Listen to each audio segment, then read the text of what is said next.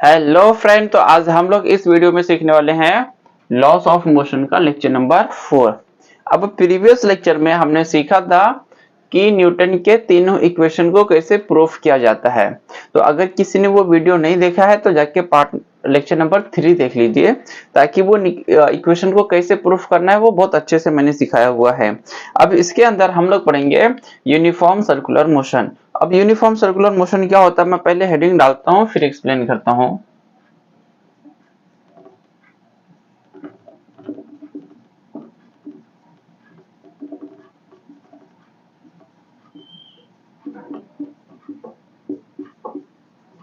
Uniform circular motion को short में हम लोग लिखते हैं यूसीएम। अब देखो यूनिफॉर्म सर्कुलर मोशन क्या होता है, हमको मालूम है यूनिफॉर्म मींस क्या होता है। अगर मैं यहाँ पे इसका मतलब बताऊं, यूनिफॉर्म मतलब क्या होता है, सेम। उसी को हम लोग क्या बोल सकते हैं, कांस्टेंट। तब क्या सेम रहना चाहिए, कांस्टेंट रहना चाहिए, सर्कुलर मोशन। जो कोई सर्कल है, ये दायरा है, समझ लो एक सर्कल है, इस सर्कल में ये ऑब्जेक्ट है। अब इस सर्कल में ये ऑब्जेक्ट क्या कर रहा है, मूव कर रहा है, और वो कैसे घूम रहा है, विथ कांस्टेंट स्पीड के साथ क्या कर रहा है, वो उसके अंदर रोटेट कर रहा है, घूम रहा है, चल रहा है। तो हम लोग इसी को, ये सर्कुलर मोशन परफॉर्म कर रहा है, मतलब एक सर्कल के अंदर रोटेट कर रहा है, या ये जब रोटेट करता है तो एक सर्कल बनाता है, इसलिए हम लोग क्या बोलते हैं उसको, सर्कुलर मोशन। अब यू यूनिफॉर्म क्या है, हम लोग बोल सकते हैं कि वो कैसा घूम रहा है, कांस्टेंट स्पीड के साथ घूम रहा है। कैसा घूम रहा है वो, कांस्टेंट स्पीड, या हम लोग बोलेंगे कांस्टेंट वेलोसिटी के साथ क्या कर रहा है, वो रोटेट कर रहा है, इसलिए उसको बोला जाता है यूनिफॉर्म सर्कुलर मोशन। अब मैं डेफिनेशन को लिखता हूं, क्या होता है यूनिफॉर्म सर्कुलर मोशन का।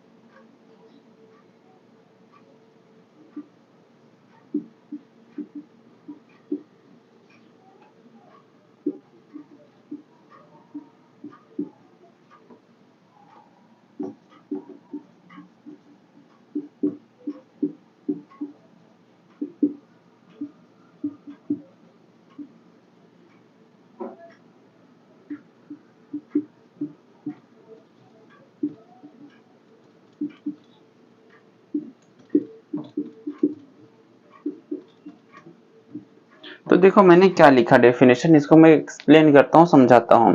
तो मैंने क्या बोला, the motion in which object moves along a circular path with constant speed is called as uniform circular motion.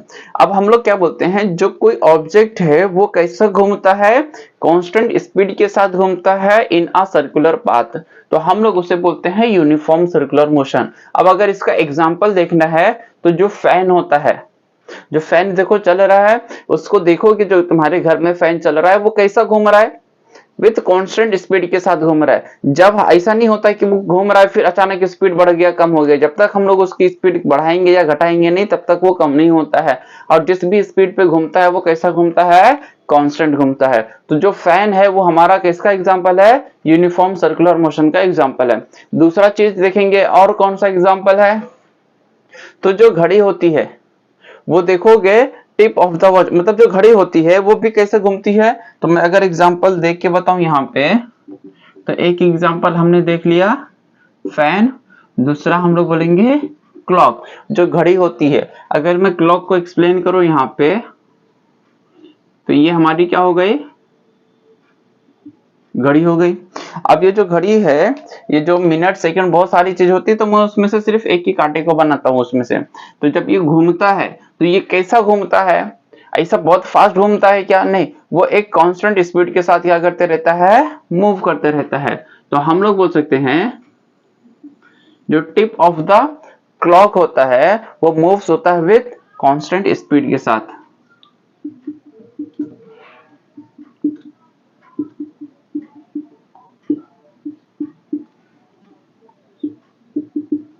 With constant speed के साथ। तो टिप ऑफ द क्लॉक कैसा मूव होता है? कांस्टेंट स्पीड के साथ। फैन क्या होता है? फैन के जो ब्लेड होते हैं वो कैसे मूव होते हैं? विथ कांस्टेंट स्पीड के साथ। तो ये हमने देखा यूनिफॉर्म सर्कुलर मोशन को। होप कि आप लोगों को अच्छे से समझ में आ गया रहेगा क्या होता है। अब हम लोग नया टॉपिक पढ़ते हैं, उसी के अंदर क्या होता है इसको देखेंगे हम लोग।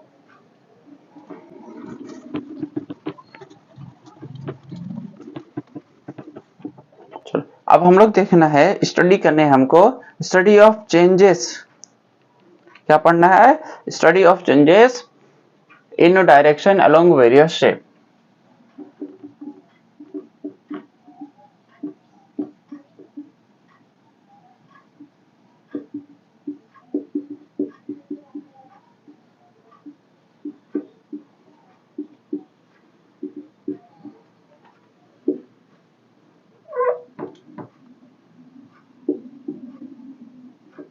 अब हम लोग को डायरेक्शन कैसे चेंज होता है अलग अलग शेप के अंदर, उसको हम लोग समझते हैं। तो मैं पहले कुछ शेप्स बनाता हूं यहाँ पे।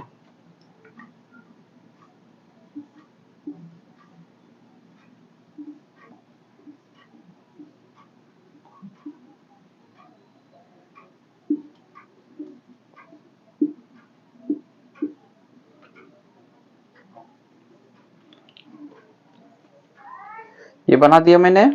अब इसमें से कुछ you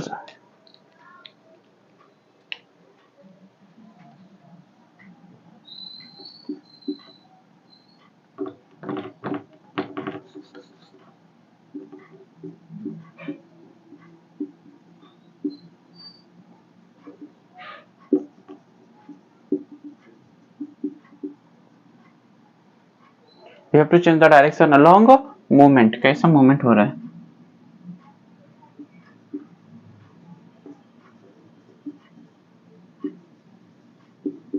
अब यहाँ पे तुम लोग बताएंगे आंसर, ये कितने टाइम्स इसमें चेंज होएगा डायरेक्शन, इसमें कितने टाइम चेंज होएगा डायरेक्शन, इसके अंदर कितने टाइम्स चेंज होएगा डायरेक्शन, और इसके अंदर कितने टाइम्स चेंज होएगा डायरेक्शन। तो अब अगर देखोगे, मैं पूछूं तो देखो इसके अंदर कितने टाइम डायरेक्शन चेंज होएगा। तो अगर हम लोग देखेंगे यहां से जा रहे हैं हम लोग, तो 1 टाइम, 2 टाइम, 3 एंड 4। कितने टाइम डायरेक्शन चेंज हो रहा है इसके अंदर? 4 टाइम्स। तो हम लोग क्या लिख देंगे? 4 टाइम चेंज हो रहा है इस, क्योंकि ये स्क्वायर है। अब ये देखो इसमें ये क्या है? पेंटागन है। तो पेंटागन के अंदर कितना टाइम्स डायरेक्शन चेंज हो रहा है देखोगे तो 1 2 3 4 और ये 5। इसके अंदर कितने टाइम चेंज हो रहा है? 5 टाइम्स। ये क्या दिख रहा है हमको? हेक्सागन। हेक्सागन के अंदर कितने टाइम्स डायरेक्शन चेंज होएगा? 6 टाइम्स। अब ये देखो सर्कल है हमारा। अब ये बहुत इंटरेस्टिंग है, सर्कल में ऐसा हमको क्लियर शार्प एज हमको दिखाई नहीं देता है कि उसके साइड्स या एज हमको दिखाई नहीं देते हैं। तो ये जो इसमें हम लोग बोल सकते हैं डायरेक्शन हो रहा है, हर एक पॉइंट के ऊपर डायरेक्शन चेंज हो रहा है। किधर हो रहा है ये? हर एक पॉइंट के अंदर हो रहा है। अब इतने पॉइंट्स हैं, हम लोग को मालूम रहना चाहिए सर्कल कैसे बना होता है, बहुत सारे पॉइंट को मिला के बना होता है। तो हम लोग बोलेंगे इसके अंदर कितने बार डायरेक्शन चेंज हुआ है, तो हम लोग बोल सकते हैं इनफाइनाइट। कितने टाइम? इनफाइनाइट टाइम क्या हुआ है उसके अंदर डायरेक्शन चेंज हुआ है। अब अगर मैं इसमें शेप्स के नाम भी लिख दूं तो ये याद रहना चाहिए, क्या है हमारा? स्क्वायर, पेंटागन, हेक्सागन और सर्कल। तो ये हमने देखा study of changes in direction along various shape. अलग अलग शेप में डायरेक्शन कैसे चेंज होता है उसको हमने देखा, और डायरेक्शन चेंज होता है वो कितने टाइम्स होता है, कितने बार चेंज होता है, वो भी हम लोगों ने देखा। तो इसे नोट कर लो। चलो अब हम लोग दूसरा पढ़ते हैं कुछ।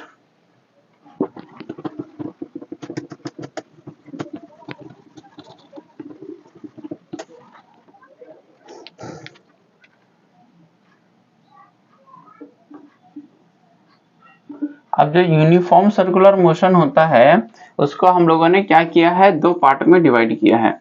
यूनिफॉर्म सर्कुलर मोशन को दो पार्ट में डिटरमाइन किया है। कौन कौन से में डिटरमाइन किया है? Determine the speed of an object performing uniform circular motion. एक हमने डिटरमाइन किया है, मतलब क्लासिफाई किया है, क्या पता करने के लिए?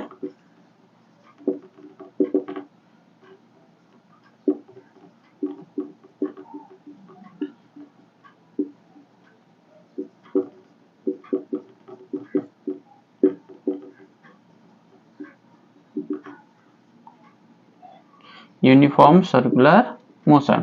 तो हमको क्या करना है, उस ऑब्जेक्ट का स्पीड डिटरमाइन करना है जो क्या परफॉर्म करता है, यूनिफॉर्म सर्कुलर मोशन। ये हमारा एक चीज हो गया। तो यूनिफॉर्म सर्कुलर के अंदर हम लोगों को क्या करना है, पहले स्पीड डिटरमाइन करना है कि जो वो क्या करता है, यूनिफॉर्म सर्कुलर मोशन को परफॉर्म करता है। अभी मैं एक्सप्लेन करता हूं क्या होता है। दूसरा क्या करना है, हमको डिटरमाइन करना है direction in which, determine the direction in which object performing uniform circular motion। तो देखो क्या होता है दूसरा,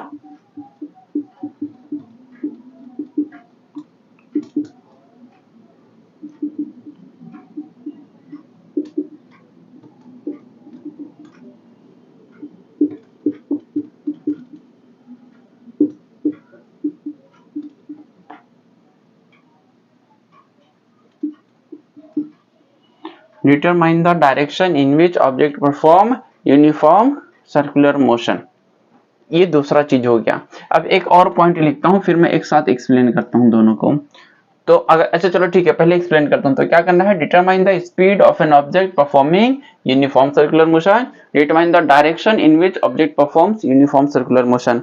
अब हमको स्पीड और डायरेक्शन पता करना है उस ऑब्जेक्ट का जो क्या कर रहा है, सर्कुलर मोशन को परफॉर्म कर रहा है। तो यहाँ पे देखो, ये मैंने सर्कल्स बना दिया। अब ये हो गया, ये हमारा ऑब्जेक्ट, ये क्या कर रहा है, ये हमारा ऑब्जेक्ट हो गया। तो ये जो ऑब्जेक्ट इस सर्कुलर मोशन में रोटेट हो रहा है, ये जो ऑब्जेक्ट सर्कुलर मोशन के अंदर है, क्या हो रहा है, रोटेट हो रहा है। इसका हमको क्या पता करना है, स्पीड, और इसका क्या पता करना है हमको, डायरेक्शन। एकदम सिंपल सा है।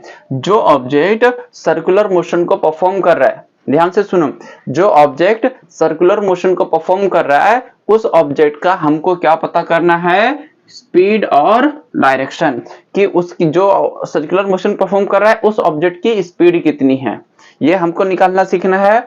दूसरा हमको देखना है कि जो ऑब्जेक्ट सर्कुलर मोशन परफॉर्म कर रहा है वो किस डायरेक्शन में कर रहा है, उसका डायरेक्शन क्या है।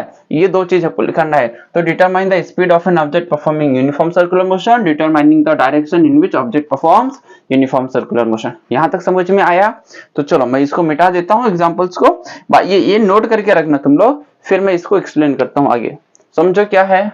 दूसरा पॉइंट लिखता हूं मैं। ये एक पॉइंट हो गया हमारा।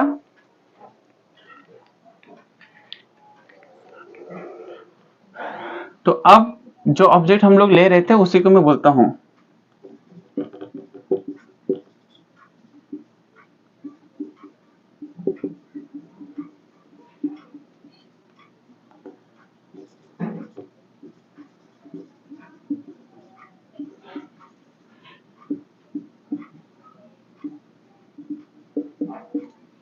चलो, तो अब हमको क्या निकालना है, उस ऑब्जेक्ट का स्पीड निकालना है जो सर्कुलर पाथ में क्या कर रहा है, मूव कर रहा है। तो अब उसका स्पीड कैसे निकलता है, तो हमको मालूम है स्पीड फॉर्मूला क्या है, स्पीड इज इक्वल टू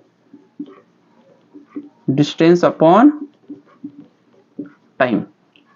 क्या पता करना है हमको, डिस्टेंस अपॉन टाइम। लेकिन यहां से ध्यान दो, ये सर्कल था, ये ऑब्जेक्ट है, ये मूव कर रहा है सर्कुलर पाथ में। तो ये यहां से यहां जब पूरा रोटेट होएगा तो यहां पहुंचने तक वो कितना डिस्टेंस ट्रेवल किया और उस डिस्टेंस को ट्रेवल करने के लिए उसको कितना टाइम लगा, तो डिस्टेंस अपॉन टाइम। तो अब यहाँ पे डिस्टेंस है क्या, ये सर्कल है, तो सर्कल का क्या आ जाएगा, पूरा सरकमफ्रेंस। डिस्टेंस कितना डिस्टेंस ट्रेवल किया, तो हम लोग बोल सकते हैं सरकमफ्रेंस। तो किसका सरकमफ्रेंस, सर्कल का। तो यहां पे आ जाएगा पूरा डिस्टेंस कितना ट्रेवल किया उसने, सरकमफ्रेंस। किसका, ये सर्कल का सरकमफ्रेंस अपॉन टाइम। अब ये जो सर्कल है इसका सरकमफ्रेंस कितना होता है, तो इस सर्कल का सरकमफ्रेंस होता है 2 पाई r अपॉन t। तो अब हम लोग इस फॉर्मूले से 2 पाई r अपॉन t, इस फॉर्मूले से ये जो डिटरमाइन करना था स्पीड हम निकालेंगे उस ऑब्जेक्ट की स्पीड। होप यहां तक ये समझ में आ गया रहेगा। अब हमको इसको समझना है, इसका दूसरा पॉइंट क्या है। ठीक है, इसको मैं मिटाता हूं फिर एक्सप्लेन करता हूं। तो देखो इसका सेकंड पॉइंट अगर हमको समझना है तो क्या बोल रहा है वो second point, the direction in which object is throne of. समझो क्या बोल रहा है हमको,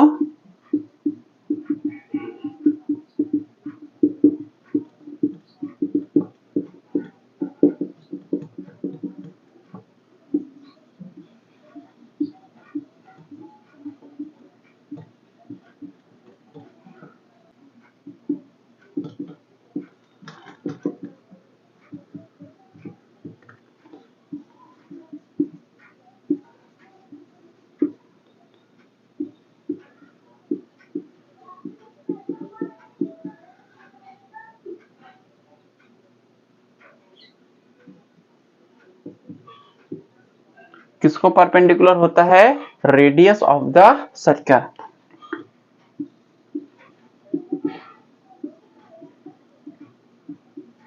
चलो अब मैं इसको एक्सप्लेन करता हूं।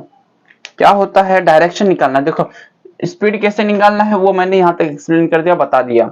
अब हमको डायरेक्शन कैसे निकालना होता है उसको समझेंगे हम लोग। तो इसमें से क्या बोलता है हम लोग को, the direction in which object is throne of, वो डायरेक्शन जो ऑब्जेक्ट क्या हो जाता है, थ्रोन ऑफ हो जाता है। जैसे ये सर्कल बनाया हमने, यहाँ पे ये ऑब्जेक्ट है, जब ये क्या करता है, मूव करता है।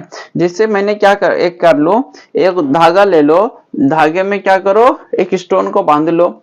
स्टोन को बांध लोगे तो देखो वो कैसा स्टोन आउटसाइड जाता है, भागता है। अब जैसे छोड़ दोगे तो वो क्या हो जाएगा, एक अलग डायरेक्शन में क्या हो जाएगा, भाग जाएगा। तो जब इसको मैं रोटेट करते रहूंगा, एक धागा लिया, रस्सी में स्टोन बांधा और उसको घुमाया और फिर उसको छोड़ दिया अपने हाथ से, तो देखो वो एक डायरेक्शन में भागता है। तो वो डायरेक्शन कैसा होता है वो हम लोग समझेंगे उसको। तो क्या बोलता है, जब ये ऑब्जेक्ट एज्यूम करो कि जैसे मैंने छोड़ा वो इस डायरेक्शन में भाग रहा है, तो ये जो डायरेक्शन है, ये देखोगे अगर मैं इसे पीछे एक्सटेंड करूं तो यहाँ जो रेडियस ऑफ द सर्कल है उसको ये डायरेक्शन क्या दिखाता है हमको, हमेशा टेंजेंट होता है। तो जो डायरेक्शन होता है, जैसे स्पीड हमने निकाल लिया, दूसरा हमको समझना था डायरेक्शन। तो डायरेक्शन क्या होता है, जो सर्कुलर पाथ है, ध्यान दो, जो सर्कुलर पाथ होता है डायरेक्शन उसको हमेशा क्या होता है, टेंजेंट होता है। अब टेंजेंट होता है डायरेक्शन हमेशा, तो हम लोग बोल सकते हैं वो जो रेडियस है और वो जो टेंजेंट है वो एक दूसरे को क्या होते हैं, परपेंडिकुलर होते हैं। क्या होते हैं, जो रेडियस है, तो हमने वही बोला जो टेंजेंट है वो क्या होता है, परपेंडिकुलर होता है। किसको, रेडियस ऑफ द सर्कल। अब इसको और अच्छे से समझो, मैं यहाँ पे समझाता हूँ, थोड़ा ध्यान दो उसी चीज को। तो ये यहाँ पे ज्यादा जगह है, तो ये हमने ले लिया अपना ऑब्जेक्ट और ये हो गया हमारा सर्कल का रेडियस। अब ये जो ऑब्जेक्ट मूव कर रहा है तो उसका स्पीड तो हमने निकालना सीख लिया, speed is equal to 2 pi r upon t। अब हमको इसका डायरेक्शन निकालना है, तो चाहे वो इस साइड से रोटेट करेगा या तो इस साइड से। तो फॉर एग्जांपल वो इस साइड से रोटेट करेगा, तो हम लोग देखेंगे ये जो इसकी ये जो डायरेक्शन है वो किस डायरेक्शन में रहेगा, इस डायरेक्शन में। अगर ऑब्जेक्ट यहाँ पहुंचा तो इसका डायरेक्शन इस डायरेक्शन में रहेगा, और यहाँ पहुंचा तो इसका डायरेक्शन इस डायरेक्शन में रहेगा। अब ये ऐसे जैसे जैसे आगे पहुंचेगा ये इसका डायरेक्शन ऐसा रहने वाला है।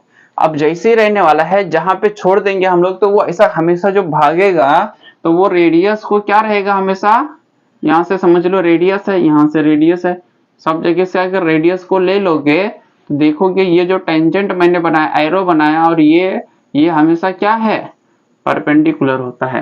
तो ये जो लाइन जाती है, या मैं इसे पीछे भी एक्सटेंड कर दूं, तो ये जो डायरेक्शन होता है, कैसा होता है डायरेक्शन, टेंजेंट होता है। ध्यान देना, डायरेक्शन कैसा होता है, टेंजेंट होता है। और वो टेंजेंट क्या होता है, रेडियस को परपेंडिकुलर होता है।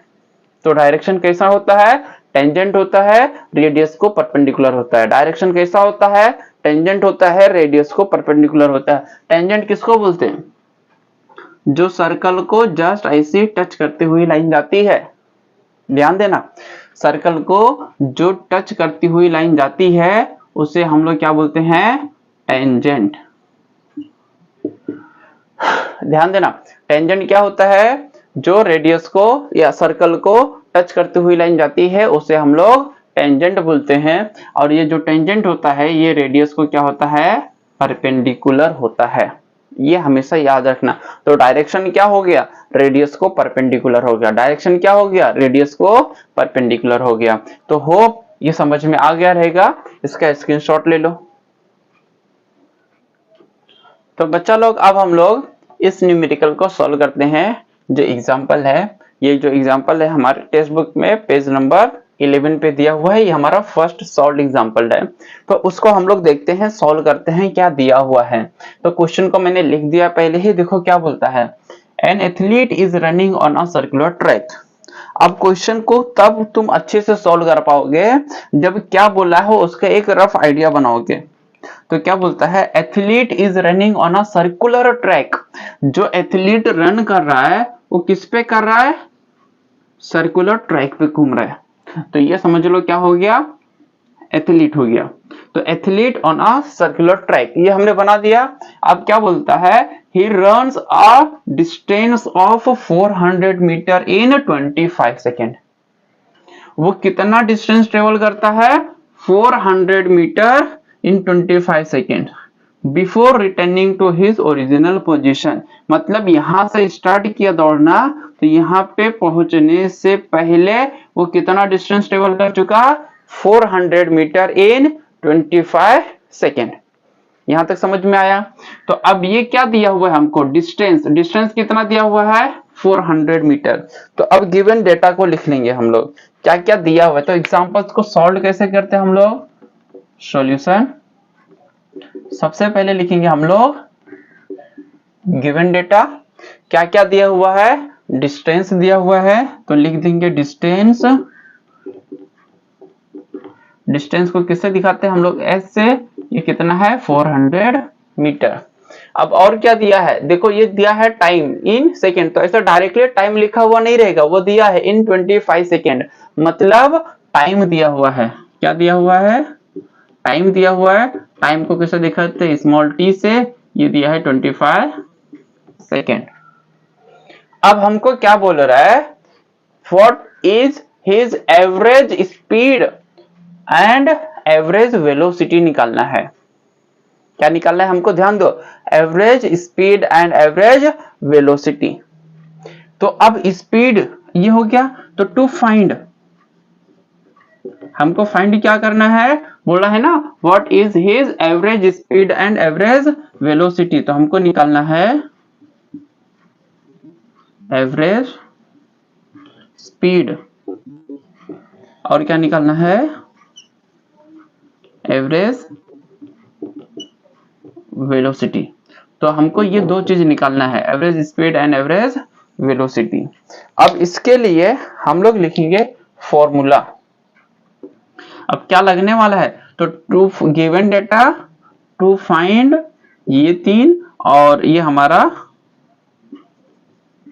फॉर्मूला। ये हमको तीनों हेडिंग रहना चाहिए, दिखना चाहिए फॉर्मूले में, न्यूमेरिकल सॉल्व करते हैं। तो अब कौन सा फॉर्मूला लगने वाला है, समझ लो स्पीड निकाल रहे हैं हम लोग, तो एवरेज स्पीड।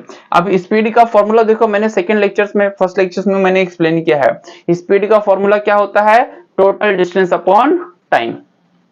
क्या हो जाता है, डिस्टेंस अपॉन टाइम। अब इसको सॉल्व करते हैं हम लोग। तो average speed is equal to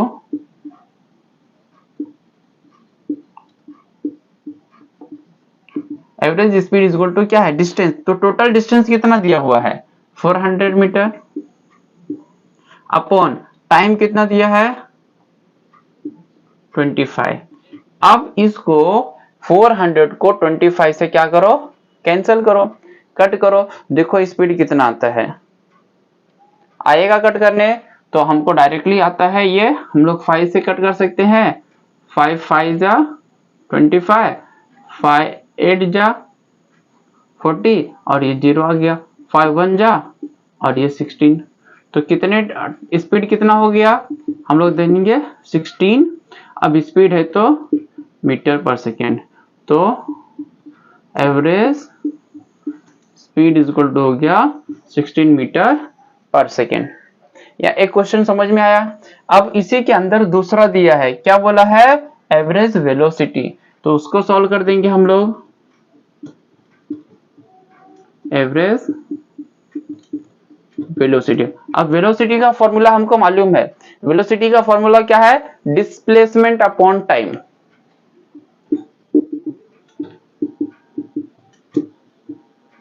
displacement upon time.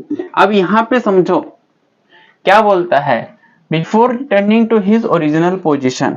अब ये अगर यहां से दौड़ना स्टार्ट किया है सर्कुलर ट्रैक के ऊपर, तो यहां से दौड़ते दौड़ते दौड़ते दौड़ते क्या हो जाएगा, फिर से ओरिजिनल पोजीशन पे पहुंच जाएगा। तो जब जो जहां से चलना स्टार्ट किया और वो उसी जगह पे पहुंच जाएगा, तो डिस्प्लेसमेंट क्या रहेगा, 0। ये याद रखना, जहां से चलना स्टार्ट किया और घूम के उसी जगह पे पहुंच गया और हमसे कोई पूछता है बताओ कितना डिस्प्लेसमेंट हुआ, तो उसका डिस्प्लेसमेंट कितना है, 0। तो यहाँ पे डिस्प्लेसमेंट कितना है, 0। टाइम कितना है, 25 सेकेंड। तो 25 सेकेंड में 0 डिस्प्लेसमेंट हुआ, तो 0 अपॉन 25, 0। एवरेज वेलोसिटी क्या है, 0 मीटर पर सेकेंड।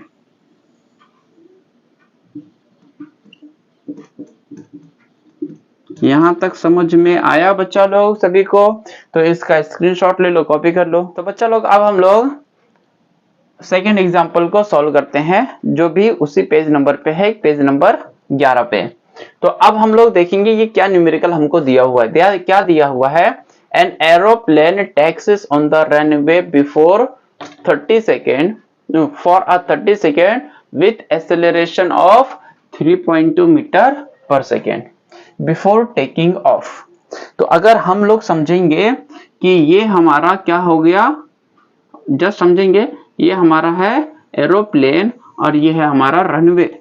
ध्यान दो, जब ये उड़ने के लिए, बिफोर टेकिंग ऑफ, उड़ने के लिए जब ये क्या करता है, 30 सेकेंड तक रनवे पे चलता है, कितने स्पीड के साथ, कितने एक्सेलरेशन के साथ, 3.2 मीटर पर सेकेंड के साथ। जब 3.2 मीटर पर सेकेंड के साथ इसका एक्सेलरेशन होता है फॉर 30 सेकेंड उड़ने से पहले, तो बोलता है वो कितना डिस्टेंस ट्रेवल करेगा। ये प्लेन उड़ने से पहले जैसे यहां के बाद ये ऊपर उड़ा, तो वो ये डिस्टेंस कितना है वो हमको निकालना है। तो कैसे निकलेगा वो डिस्टेंस, पहले गिवन डेटा क्या क्या दिया है उसको समझेंगे। तो देखो क्या क्या दिया हुआ है। अब ये जब एरोप्लेन जो टैक्सीज कर रहा है, मतलब जो रनवे पे है, उड़ने से पहले, टेक ऑफ करने से पहले वो क्या रहेगा, रुका रहेगा, फिर वो चलेगा, फिर वो उड़ेगा। ध्यान दो, पहला वो रुका है, फिर वो चलेगा, फिर उड़ेगा। तो इसमें देखो कौन कौन सा स्टेट आ रहा है, पहला रुका हुआ है, प्लेन टेक ऑफ करने से पहले क्या है, रुका हुआ है, फिर रनवे पे चलता है, फिर वो उड़ता है। तो अब हम लोग समझेंगे ये given data, given data solution देखो क्या दिया हुआ है गिवन डेटा में। तो सबसे पहले हमको ये जो प्लेन रुका हुआ है, तो उसका इनिशियल वेलोसिटी दिया हुआ है। ध्यान देना, रुका हुआ है तो उसका इनिशियल वेलोसिटी दिया हुआ है। तो हम लोग बोल सकते हैं u is equal to 0, initial velocity. अब हमको क्या दिया है, 30 सेकेंड। 30 सेकेंड मतलब सेकेंड में है, मतलब क्या है, वो टाइम दिया है। तो t is equal to 30 second. अब यहां पे क्या दिया है, एक्सेलरेशन। एक्सेलरेशन क्या दिया है, 3.2 मीटर पर सेकेंड स्क्वायर। एक्सेलरेशन कितना है, 3.2 मीटर पर सेकेंड स्क्वायर। ये तीन चीज दिया हुआ है। अब हमको फाइंड क्या करना है, टू फाइंड क्या पढ़ना है, how much distance would it have covered on a runway. वो रनवे के ऊपर कितना डिस्टेंस कवर करेगा। तो हमको निकालना है डिस्टेंस, मतलब s। यहां तक समझ में आया। अब इसको निकालने के लिए हमको लगाना है फॉर्मूला। अब ये कौन सा फॉर्मूला लगेगा, वह हमने देखो 3 न्यूटन की इक्वेशन सीखा है, उसमें से हमारा एक लगेगा। तो v is equal to u plus a t, s is equal to u t plus half a t square, v square is equal to u square plus 2as। ये हमको एकदम अच्छे से बाय हार्ट रहना चाहिए सभी को, न्यूमेरिकल अगर सॉल्व करना है चाहते हो, न्यूमेरिकल हमको अच्छे से आए, कौन सा फॉर्मूला किसमें लगेगा, तो उसको यूज कैसे करना है वो मैं बताता हूं। अब देखो हमको निकालना क्या है, एस डिस्टेंस दिया क्या क्या है, ए दिया है, टी दिया है और यू दिया है। तो इसमें से देखो एस किसमें किसमें है, एस है क्या इसके अंदर कहीं नहीं, तो ये फॉर्मूला हमको यूज नहीं करना है। अब एस किसमें मिल रहा है, एस इसमें मिल रहा है और इसमें मिल रहा है, ये दोनों में एस मिल रहा है। लेकिन अब हमारा डेटा देखो, इसके लिए ए चाहिए, ए है इसके अंदर, लेकिन टाइम दिया है क्या इसमें, यहाँ पे हमारे डेटा में टाइम दिया हुआ है, यहाँ पे टाइम दिया हुआ है क्या, इसमें नहीं दिया हुआ है, तो ये यूज नहीं होएगा। बचा क्या हमारा ये, तो ये हमारा फॉर्मूला हो जाएगा। तो s is equal to u t plus half a t square. अब इसको हमको सॉल्व करना है, तो s हमको क्या करना है, निकालना है। अब u कितना है, u इज इक्वल टू हमको मालूम है इनिशियल वेलोसिटी, तो u इन 0, t कितना दिया है 30 plus half as it is रहेगा, a कितना दिया हुआ है 3.2 और t का स्क्वायर, t कितना दिया है 30। अब s इज इक्वल टू क्या हो जाएगा, 0 इंटू 30 पूरा 0 हो गया प्लस हाफ, अब ये क्या हो जाएगा 3.2, 30 का स्क्वायर कितना होता है 900। तो अब कितना हो जाएगा, s इज इक्वल टू ये 0 हट गया, 1/2 इंटू 3.2 इंटू 9, तो इससे हाफ से ये 9 को कट कर दो, तो कितना हो जाएगा 3.2 इंटू ये कट जाएगा, ये 4 और ये 50, तो कितना हो गया 450। अब 3.2 को 450 के साथ मल्टीप्लाई कर दो और आंसर कितना है वो आ जाएगा। तो इसको एक बार मल्टीप्लाई करो, अच्छा नहीं कर पा रहे मल्टीप्लाई, मैं कर देता हूं, तो 1440 मीटर। तो s इज इक्वल टू, तो बिफोर लैंडिंग वो कितना डिस्टेंस ट्रेवल करेगा, 144 मीटर का डिस्टेंस क्या करेगा वो ट्रेवल करेगा। तो इसको कॉपी कर लो बच्चा लोग, स्क्रीनशॉट ले लो। अब बाकी हम लोग नेक्स्ट लेक्चर में पढ़ेंगे। तो इस वीडियो को ज्यादा से ज्यादा अपने दोस्तों के साथ क्या करो, इसको शेयर करो। Thank you.